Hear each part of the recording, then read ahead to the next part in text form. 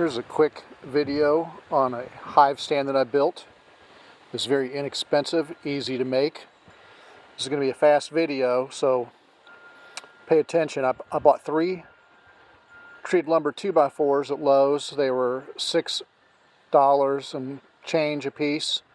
The 3 of them I cut each one. I cut a 15-inch piece off. So 15 inches in between plus 3 inches gives you an 18-inch wide stand.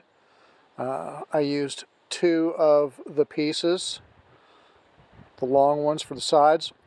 The third 2x4, I cut 20-inch legs.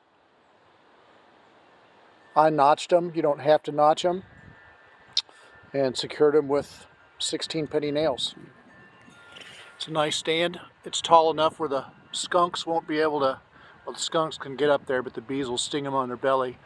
But you can get several beehives on this stand.